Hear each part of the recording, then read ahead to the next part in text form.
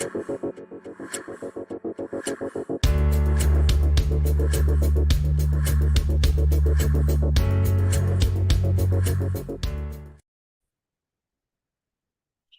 everyone. Welcome back to another special interview as part of the Mastery Code Virtual Summit. I have with me my dear friend and colleague, Norelis Alvarez. And Norelis has worked as part of the Spa for the Soul Clinic for the last 12 years. And we met, what was it, about a year after you came to Canada, or was it 2 years? 2 years. So 2 years after she came to Canada, Norelis reached out and asked if we could chat about how she could enter into the field of clinical counseling here in Canada. And we started talking and developed a friendship and started working together. And here we are 12 years later. And Norelis's talk, her presentation within the summit is about resiliency. Now, listen, we've got 3 days of the summit. And if you didn't catch it yesterday, you can catch it today. And if you don't have time to watch it today, you can watch it tomorrow. Okay, so you've got 3 days. But also remember that if you didn't get a chance to watch it, you can also gain lifetime access. So if you're busy and you're not able to just tune in over the next 3 days, certainly you can pick up the unlimited access and then watch it at any time, but you don't want to miss her presentation. So today we're just going to chat a little bit and go a little deeper. And so Norelis, as you say, when we first met, you had been in Canada for about 2 years. So tell us about that journey from Venezuela to here, and what were the deciding factors that made you come, but also what were the difficulties that you faced in transitioning from a life in Venezuela to a life in Canada? Oh my God, that's a long answer. Yeah, in my journey coming to Canada, I always had the dream that I was going to continue studying here, that I was going to work here as a psychologist. And oh, surprise, when you come here, it's not that fast, right? In my case, I came with a minimum English, so I needed to improve the English first. I needed to learn the culture. I needed a hand that you gave me to continue working here. But it is important. I have seen different stories. I have seen professionals who come to Canada and they learn soon here. Oh no, forget about it. You cannot be that here. And they pretty soon they forget their dreams and they get into this roller coaster of survival and just working for survival, and they forget their dreams. So in my journey, it was always keep, and that's my always advice to people when they just come to Canada. It is always keep your dream in mind. Do whatever you have to do to survive, but keep your dream in mind, because that's who you are. Mm-hmm. And if we forget that as part of our adjustment, we will be missing a big component of resiliency, which is keeping the sense of purpose and keeping the ability to bounce back after the difficulties that we experience. Mm-hmm. Such a great point. Over the years, when I was in Ottawa, living there, and also, being here in Niagara, meeting people and hearing their stories, the ultrasound tech who says, oh, I was an OBGYN in my country, but they wouldn't accept my qualifications here. So Correct. I got a certification that would allow me to still work in this field. And hopefully someday I'll be a doctor in Canada. Which really, just as an aside, that boggles my mind, because it's not like the human body is different depending on what country you go to. So surely medicine must have some transferable skills there. But I've met women who were doctors or lawyers in their own country who are now driving taxi or cleaning homes. And of course, you've got to do what you've got to do to survive, right? Mm-hmm. When we came to this country in 1975, My father was a mechanic. He had a very successful business in Jamaica. He had several employees working for him. And then he came here and got, sort of like an entry-level job working for a dealership, as a mechanic, and had to sort of work his way back up. My mom was a library tech, and she had worked in universities, and she came here and she took whatever temporary jobs she could find. She signed up with every temporary agency and just took, admin jobs, whatever. And then eventually someone got her a job in the National Library. And then she got a contract, and then she got full-time employment. And in the meantime, my dad was building his business, and eventually my dad got out of working with cars and got his realtor's license. And then they both were able to build their lives. But I think that's a very good point, that it's easy sometimes when you slip into survival mode to forget why you came to this country in the first place, or why you made the big move. And then what's the word I'm looking to say? You're just existing. Exactly. But you're not really thriving in the way that you thought you would. So how was that for you? I mean, you came and you had, like you said, you had to do ESL and your qualifications. The minimum ESL. Yes, and also your qualifications that you had in Venezuela, they didn't have the same equivalency here, right? So you had to do you did a little bit of prior learning assessments. No. How did that work? The pre-assessment was perfectly fine. They admitted my credentials, and they gave me the equivalence here, and that's how I was able to register as a psychotherapist. But the point was the English, and that's the main struggle for many of immigrants coming here and having the mental flexibility to learn. And that's a key, because learning another language is not only about a cognitive skill of learning, but also the more distressed I am, the less open my mind is to absorb a new language. So in my case, I had a minimum time to learn, and impressively, I started learning English teaching Spanish. Because when I came here, I was just a visitor.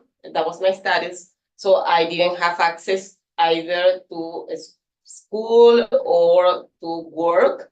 So I stayed home watching TV, watching YouTube videos to learn English. And as soon as I got my work permit, I started then teaching Spanish and learning how difficult Spanish is, how complex it is. Yeah. And then in my mind, something switched, and I said, English is so easy. English is easy. And just by telling that to myself, I think that was the way I started absorbing the language. And then I went for 8 months to the college, to an English program. That was it. That was it. Amazing. That's amazing. And I mean, when I met you, I wouldn't have known that you had learned English so quickly, because your English was quite good by that point. But I didn't feel it. You didn't believe it. Yeah. So talk to us about that. What, like you say, you were teaching Spanish and then suddenly you realized English was easy. When did you realize that you felt like your English was good enough to help you communicate? That's a struggle every day. I think, to be honest, your encouragement helped me a lot, because when you told me go and assist client in English, I was like, no. But you always kept telling me, doesn't matter if you have an accent, keep going, and that helped me a lot. So social support is another key that I talked about in my video. social support, it is a key as well of resiliency. Mhm. So I have so far talked about three: sense of purpose, cognitive flexibility. I need to sometimes what your parents did was that cognitive flexibility, right? Well, maybe I need to find a different way to access to what I am, what my career. Yeah. And now we're talking about social support, having that external encouragement. Otherwise, the another way that I have seen and with deeply sadness witness with some of my friends is they arrive here. I have a wonderful colleague. She took the same program as me, clinical psychologist as me, and but someone at the college told us that we needed 10 more years to become a psychologist or to be able to work here. She believed that. And what happened, she entered in that cycle of hopelessness. I'm not going to be able, I don't have 10 more years. I'm 30 something at that point. When am I going to start working here in Canada then? And if we enter the cycle of frustration and hopelessness, where are we going to? Yeah, yeah. And that's so sad because that happens so much. I don't know if people sometimes realize how much power their words hold, right? And so listen, words have power. Words have power. I remember when my son was looking to get into university and he wanted to study kinesiology, and he didn't have the physics mark. He needed physics to get in, and his physics rate was bad. And so somebody at the school, and my children were loved. I have to preface this because some people would say, oh, it's racism. No, no, no. My children were adored in their high school. Like they literally could do whatever they wanted and get away with it in high school. And he was loved. But somebody said, oh, without your physics marks, you'll never get in. Could they not have just said, you can do summer school, get a tutor, right? If you just go to Niagara College and take the course there and see if someone can help you, and then you can apply for the program you want. Instead, he settled for a program he didn't want, and he washed out after the first year. The self-fulfilled prophecies. Yes, right? Yeah. That talking about the power of words, that's something that I use a lot in my practice, helping people to understand how they are programming themselves with their words. With the words. Yeah. And trying to, because as we create new neuropaths, you always teach about it, we're able to work on our neuroplasticity.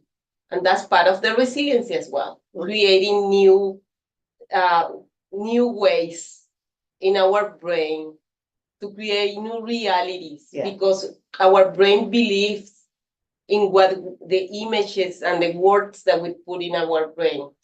So a key of resiliency is also neuroplasticity.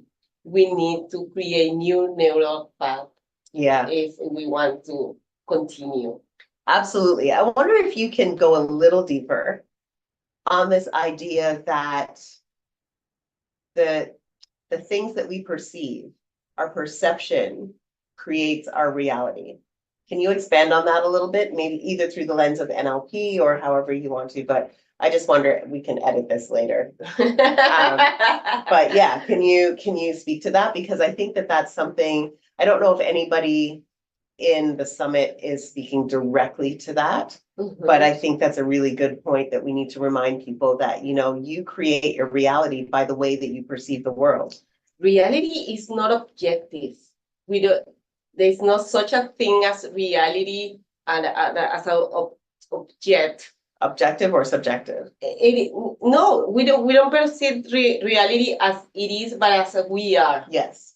So we perceive reality based on our experiences in the past, based on as simple as what is a mom, what is a dad, what is a car, what is a house, what is a meal.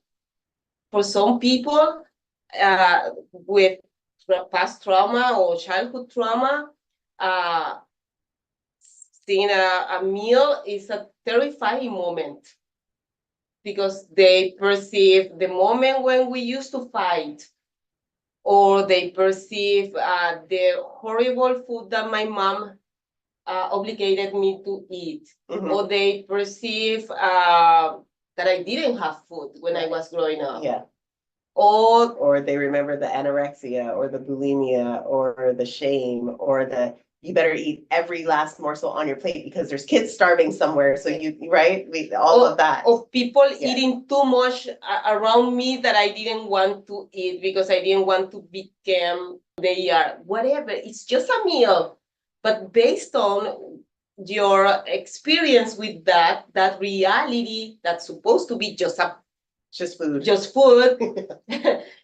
your interpretation is calories, is horrible, is gonna make me fat. So that's why it will turn into my relationship with that reality, with that plate of food. Right. And it will, what I think will create what I feel and will create my relationship, my responses to that reality. So we need sometimes just to be conscious because this is an unconscious program. And we run that program every day. Like we open the computer, the program is right there. Yeah. So we open our eyes in the morning and the program runs. So sometimes we need to stop and realize what is my program, what my beliefs are, how am I perceiving my reality, the people that I am interacting with every morning, every day, and they are pushing the same buttons, the same emotional buttons, and creating. So sometimes my life is just a record of the past. It's just over and over and over repeating a program that was installed and I'm not conscious of it. Yeah. So we need to stop that, come to the realization, how am I perceiving my reality that is making me to have the life I have? And then from there, and that's part of the work. Yeah, absolutely. Right? And that's so good because so often I see people who they're just reliving the trauma from when they were 8 or when they were 12 or when they were 15 or 17, and they don't even realize that it's that younger version of them that's trying to repeat the thing so that they can fix it. But they can't fix it because, that part of you is still 8 years old. And the 8-year-old didn't know how to fix it. But they keep trying to recreate the same scenario over. And this is the same thing, and I hate to go here, but it's the reality that people who get caught up in compulsive sexual behaviors and watching pornography, and a lot of the time that's trauma-based. And so that part of them is trying to relive the experience to see if they can make it normal. Can I normalize what happened? This is why we have babysitter porn and stepmom porn and all of these horrific types of pornography, because how many young boys were molested by their babysitters?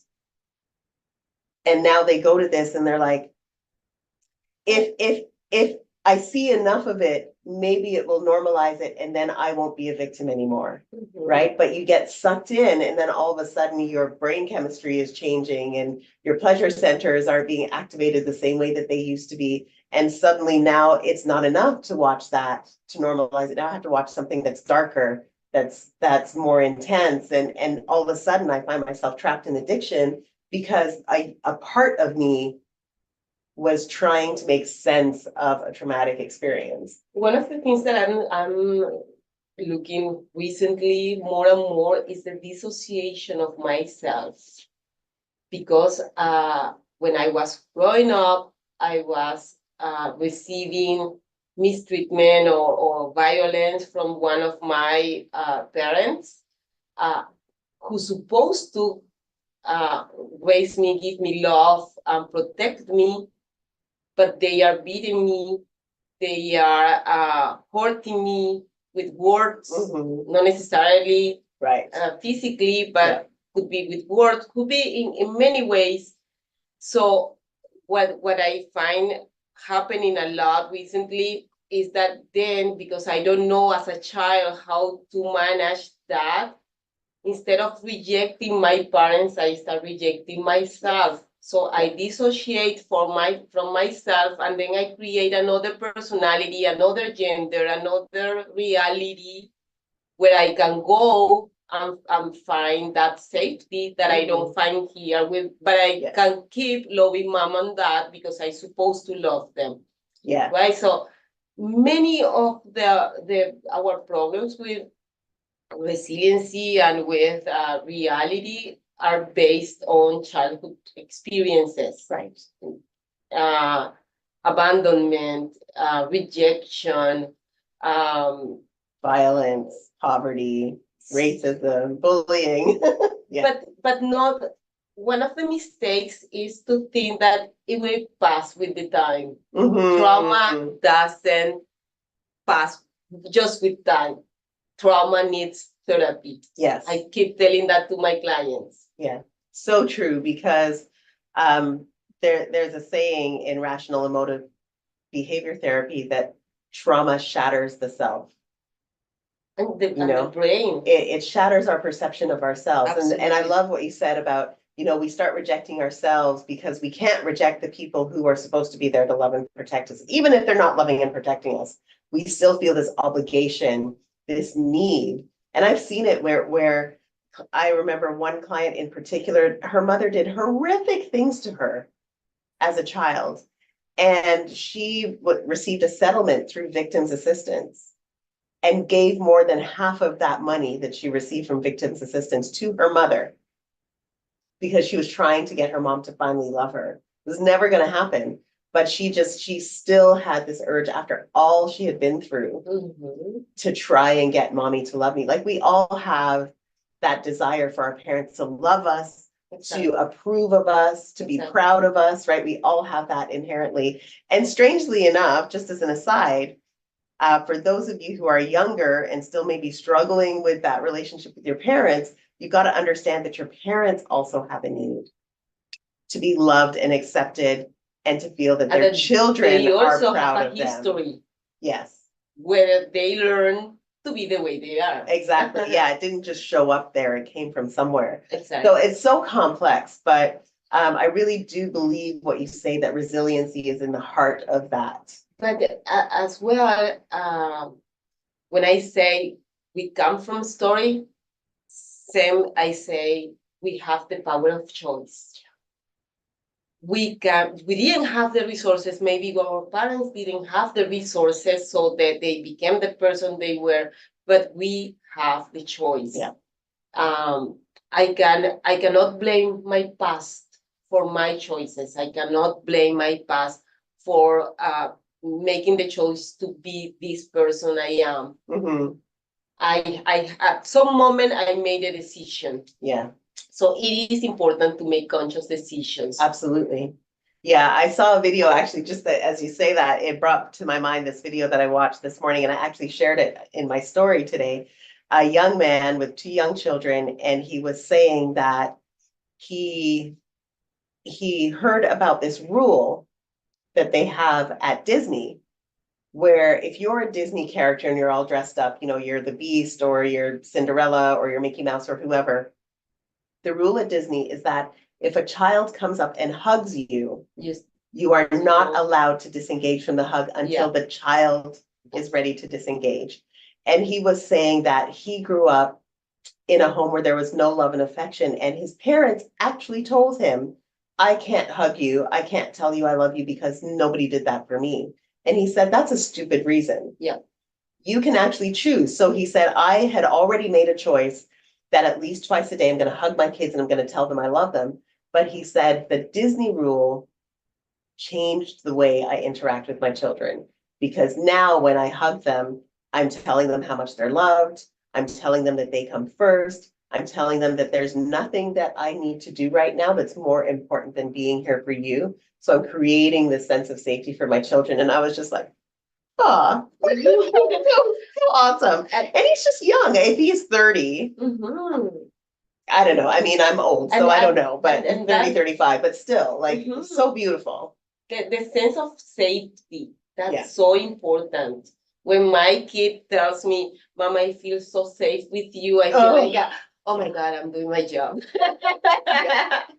Because that's so important for us, for everyone. And sometimes that's something that I work many times in my with my clients, is to create a safe place. Yes. In their mind, that safe place that make you to feel calm. Yes, the inner peaceful place, we call it in EMDR. Yeah. How are we going to help our amygdala to decrease the hyperreactivity? By using our frontal lobe. So we need to create new images, new neural path to find what the healing that we need. Yes. Yeah, so true. Yeah, with EMDR, we call it the inner peaceful place. And it's that same idea that you can create that sense of safety for yourself. One of the exercises I do with my clients, and of course we do a lot more than this in therapy, but we just want to give you a little taste, is having them embrace their inner child and give their inner child what they so desperately need. That's why they keep showing up all the time and trying to solve your adult problems. So as the adult version of yourself, you need to go and comfort the young version of yourself and give her some grace. And I remember one conversation with a client in particular. She said that she had spent so much time hating her inner child and resenting her inner child because she didn't speak up and she didn't stand up for herself and she made all these mistakes, and and she shouldn't have married that guy when she was 16 and and she had it all. So she was all the time hollering at her inner child and yelling at her and saying how much she hated her. And and I was like, you'll never heal. Obviously. You'll never heal because your inner child will keep showing up to try and get her needs met. And so when she flipped that script and was able to show her inner child some love and some protection and say, you don't have to keep showing up because I'm taking care of you now. I'm going to give you what you needed as a child. I will do that for you. It's life-changing. Yep. It is transformational. I do that with a neuro-linguistic programming based exercise that I call the timeline. And we go to different stages of your life when you were struggling with the same thing that you're struggling right now, and find your inner self previously struggling with the same until we find the first moment that you remember. Yes. And when you every time I ask, what did you need at that moment? What did you need at that moment? And then when we get to the last moment that you remember, you will give to that child a resource. And that resource you will continue giving to then we go back. Every version of yourself. Exactly. Yeah. And embracing your inner self, because the problem is that as children, we were lacking of the resources that as adults we have. So we need to revisit that version of ourselves and give it that visibility. And I always encourage clients to look at your inner child and say, I see you, I feel you, I love you.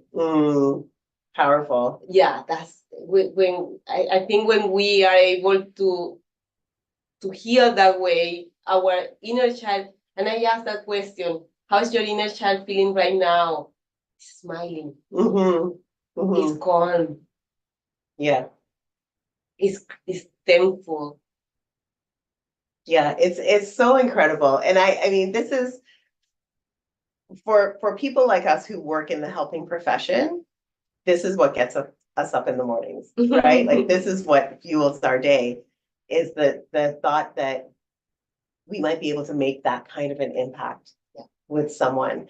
And I have to say, and I just want you to comment on this. I was thinking about this driving in this morning, just thinking about the way that our ACEs, our adverse childhood experiences, and our past traumas inform the way that we do relationships. And I was thinking about just some of the things that perhaps we wouldn't make the connections with, like the expectations we have of our boss, right? Do you expect your boss to be hard and heavy-handed? Do you expect them to be kind and loving? Do you expect them to be nurturing? Like, it's whatever your child is needing, or sometimes what your inner child is fearing that we attract, right? Yep, so people will often say, how come I keep attracting this type of work environment? How do I keep attracting this type of partner? Can you speak to that? It's so easy to understand that. I always ask this question. If you look around this room and I ask you, tell me how many green things you find in this room. They say the plants, the artwork. Yes. Now, while you were looking for green, tell me how many yellow things did you find? I wasn't looking for yellow. Exactly. Whatever is in your radar, whatever is that you're looking for, that's what you're going to find, because that is what is known. And it's like if I know how it's being mistreated, and I believe that that is the authority relationship. Mom and dad are also authorities, not only love, but they are our main authorities. And then if I have an attachment issues with them, later on, it will result in finding a boss that is mirroring whatever I had with mom and dad.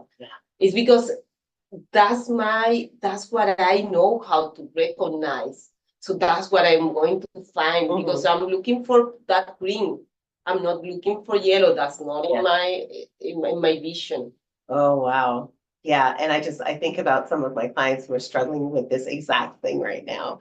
And I can hear their voices in my head saying, you know, my father was like this and my boss was like that. And I'm like, okay, I can see the connection. Have you seen it yet? You know, like, we don't want to push people into the recognition, but we want them to make those connections so that they can see, oh, so I've just been trying to solve my father wound in my relationship with my boss, or my partner, or my partner, and it's creating this toxic work environment, right? But then we need to be able to recognize how am I reacting, because probably I'm reacting in the same way I reacted to my father.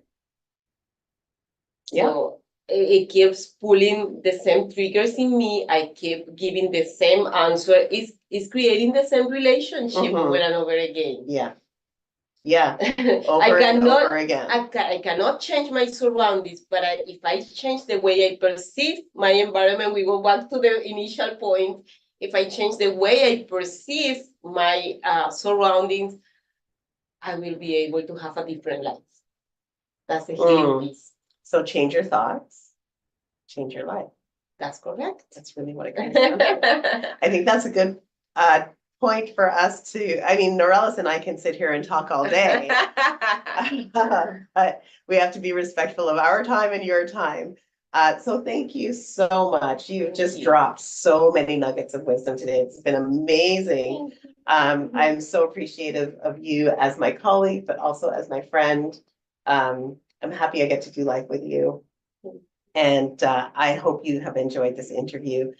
Enjoy the rest of the virtual summit, and make sure that you go to the syllabus and check out Norelis's contact information, okay? So make sure that you grab her QR code and that you connect with her, and make sure that you continue the conversation. This is not a one-off. This isn't just, you know, oh, here we've dropped some little nuggets for you, now go on and have a nice day.